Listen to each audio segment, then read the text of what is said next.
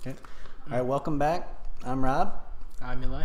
and we're here to talk about yet another mediocre team, as you referred to them last time. And this is the team that we have is the third worst team, or the 13th ranked team in the West, the Dallas Mavericks.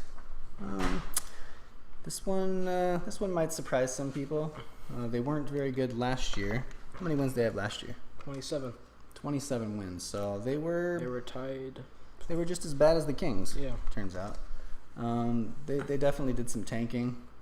Nowitzki's best years are gone for sure. For sure. So we'll talk about a few different segments. All right. So the first segment that we're going to talk about, Eli? Off-season moves that the Mavericks did. Okay, off-season moves. So there's one big one, of course, the signing of DeAndre Jordan. Big man himself. So he opted out of his Clippers deal and signed a deal with the Mavs, $22.9 million. That's a lot of money. Yeah, he was at one time, arguably one of the best 2 or 3 centers in the league. It's nice when Chris Paul is throwing you alley-oops. Yeah. But don't have that anymore, so he lost. Somewhat nice when Dennis Smith is throwing them to you too. Yeah. He looked a little bit less impressive than we're used to last year in the Clippers games that I watched. You maybe didn't have a chance to watch a lot of Clippers games. He looked a little heavy. He didn't look like quite the force that he once was, but the nice part about rim protecting bigs is he's still 7 feet tall, effectively with long arms, and he can jump. How big a difference maker do you think he is? For the Mavericks? Yeah. For their season, they're not going to be a playoff contender, obviously. But, again, when he signs for one deal, it's a big 50-50 if he's going to sign back. Mm-hmm. So, if he does sign back, the Mavs are going to have to make possibly another big move. Obviously, when Dirk's, obviously getting way older, out of his bigger days. And tail end of his career. Yeah. Make another big signing to try and actually contend for playoffs. Yeah. So DeAndre's got enough money now that it doesn't really matter what he does after this, right? Why do you think he opted out of his Clipper deal? I mean, probably just to play for a young and upcoming team. The Clippers weren't really looking to go anywhere from last season. Because they got rid of Chris Paul and Blake Griffin. Right. So you used to have kind of a big 3 there, and now you've got kind of nothing. Just a few role players. Interesting. What happened in LA. Okay, so that was their one big off-season acquisition. I'm looking down the list here to see if there's anybody else that I didn't think of, but not really. Not like huge things. Yeah. Okay. So let's talk about the draft, and this is the big one, right? So they make a big draft day deal. This is the one that everybody's talking about and thinking about. They trade and they offer the Hawks. Basically, Trae Young plus a future first-round pick, right? Mm-hmm. To get Luka Doncic, probably the most controversial rookie coming in a long time. Maybe controversial is not the right word because everybody really seems to believe in him. Yeah. How good do you think he is in year 1? It's all about can he do it in the big league? Because he's shown he can do it, out in Europe. But it's hard to say for me. Year 1, he's not going to be dropping 20 points per game. What would be a successful season? Season, 15 points, 5 assists. Get a couple rebounds in there, honestly. Mm-hmm. And then just trying to drive the Mavericks past this little, tanking slump get them in like the 10th or 9th spot. That's a big success for them because obviously they're tanking years.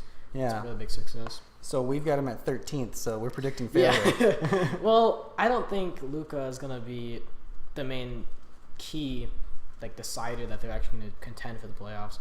DeAndre isn't a player I've ever really believed in. He was good. He was really good back in his days, but there's no way this Mavericks career for 1 year is not going to up his career ever to that.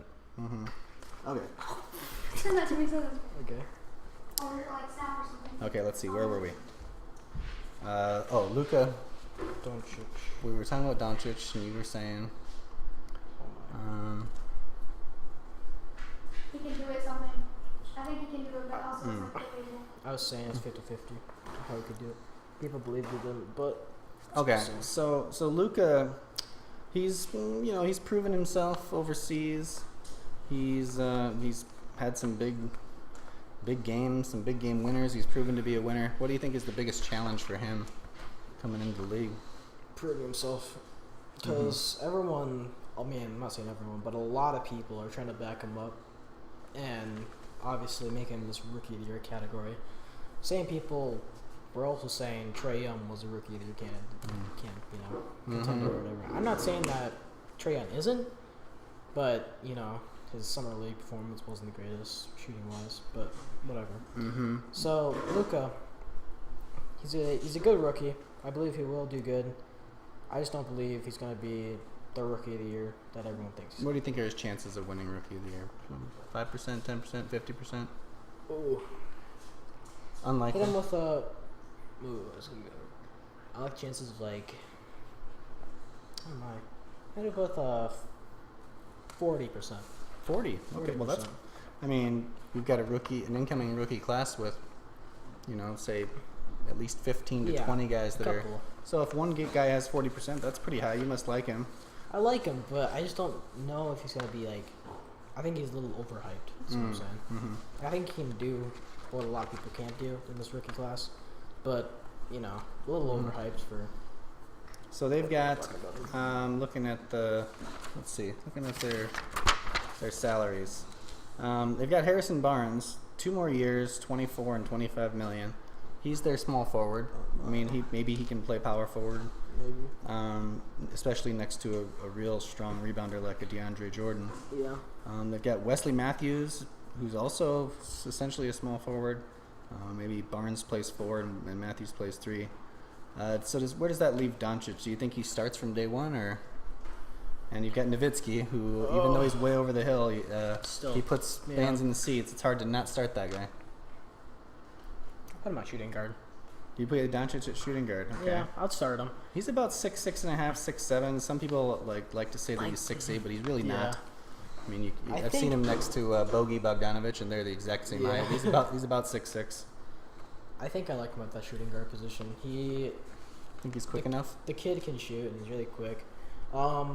If he gets that really nice first step, he can move up to the small forward position. But I think there's so many people at that small forward, that's power forward position. Obviously, he can't play power forward, I don't think. Yeah, he's not big enough to play power forward. He doesn't that. even rebound his position especially well, even if you think of him as a small forward. Yeah.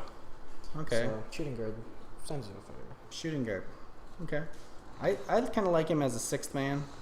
6th man? Mm-hmm. I think that you've got enough veteran talent. It also takes a lot of the pressure off of him in a really pressure-packed situation. People that are anointing him the next LeBron James, which is bogus, obviously. Okay, so looking through the rest of the roster here, that is the draft. I'm not even sure who their other draft pick was, if they had one, but might have traded it. None of these names are really jumping out at me. No one's gonna really care about them. Yeah. I mean, not gonna be. Donovan Mitchell coming out of nowhere, I guess. Doesn't look like it.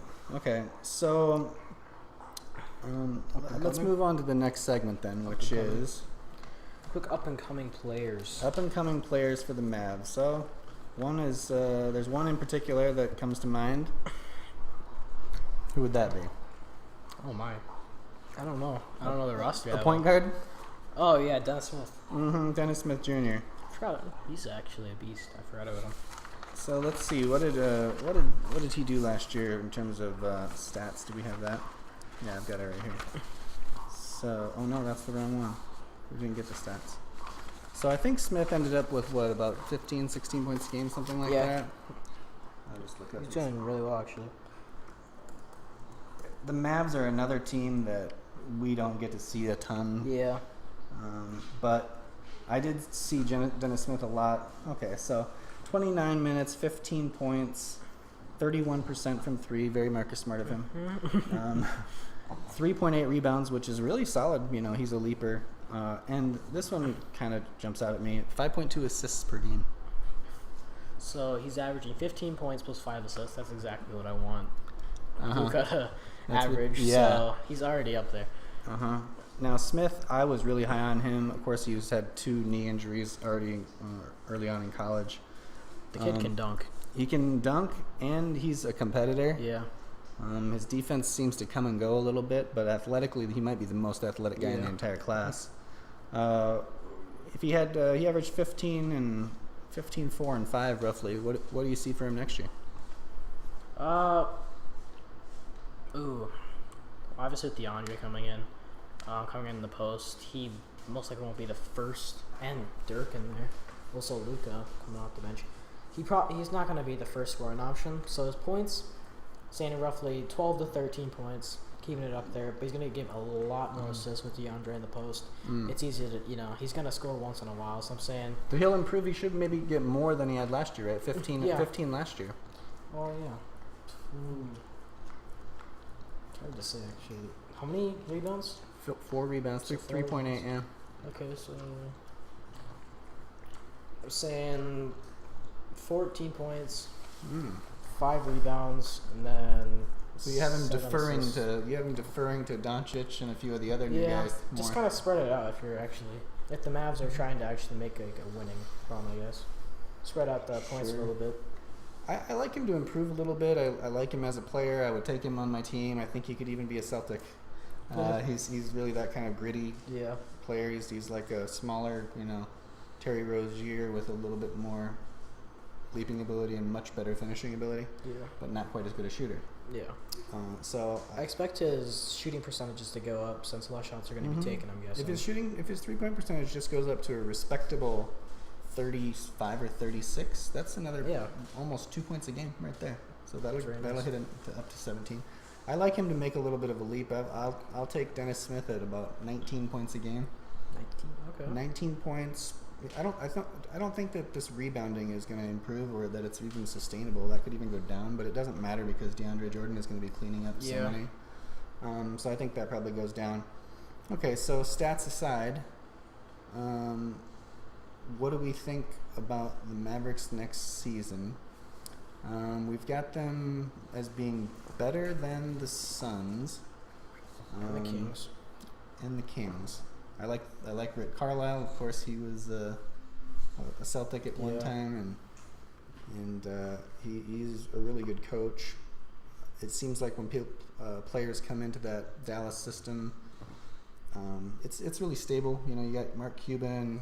Players are treated well. It's really for being in Dallas, it's kind of a destination. Yeah. I think it's really one of the perfect spots for Doncic. Quick before we wrap, who do you think won that trade? Doncic and Trae Young. Mavs, Trae Young. I never liked him. I don't know. He doesn't click with me, honestly. I mean, personally, I don't like Trae Young. I think people are saying the next Steph Curry, and I'm like, dude, really? You can't really compare these awesome shooters. You can never, possibly ever, be compared to those stats. Yeah, you're comparing him to the greatest shooter of all time. That's So, pretty lofty. Yeah. People say the next Steph Curry are just delusional, I think. Sure.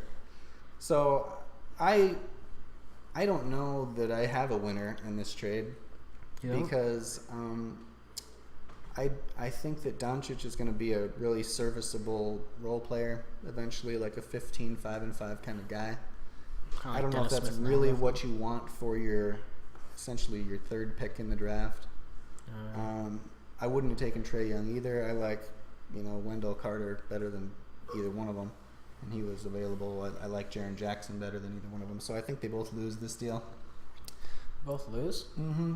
Who do you think is better? Well, given that I think Doncic is the better pro. Okay. And I think that Trae Young he's going to stick in the league because he's got crazy range and he's shifty. But you can see, as we saw in the preseason, that it's really difficult when you're that size to get your shot off. And he was eating a lot of jumpers, his own jumpers. Yeah. So I think he's going to be one of these guys that he has the green light in Atlanta. He's going to be chucking. Yeah. And there's going to be some games when they're falling, and he's going to probably drop a few 30s. Yeah. But I don't really like that trade for either one of them just because I feel like there were better players out there. Yeah. Excuse me. So their lineup, let's see, as we described it, you got Dennis Smith, you got DeAndre Jordan at the 5, you got Harrison Barnes, and Harrison Barnes is one of your forwards. You got Doncic either as a shooting guard or maybe a forward off the bench, and you've got Wesley Matthews. Dwight Powell is kind of an energy guy. Still got JJ Barea, man, that guy won't go away. And then you've got a lot of no names down at the bottom of the list. So bench is going to be kind of dry. Yep. Are we still feeling good with them as the 13th pick? And they won 27 games last year. What is your projection for how many they win this year? My. Well, 13th. They're going to be above. I'm saying about 30. 30 wins. 30 wins? Okay. 30 wins. Let's go ahead and pencil yourself in for 30. We've been pretty close in all of our projections so far. I'm going to take the Mavs at 29 wins. Okay. Oh, you're on the right-hand side. So okay. Yep, so you got 30 and I've got 29. Something to look forward to if you're a Mavs fan. Future. Hey, you can believe in Doncic. You can believe in Dennis Smith and the direction of the franchise. I think Cuban gambled. He's a gambler. And we'll see if it pays off.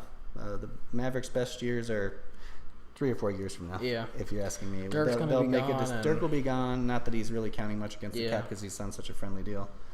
And then I think DeAndre Jordan, he might be a rental. Or he sticks around long term on cheaper money. So, all right, there we have it. That's the Mavericks. And next up will be another.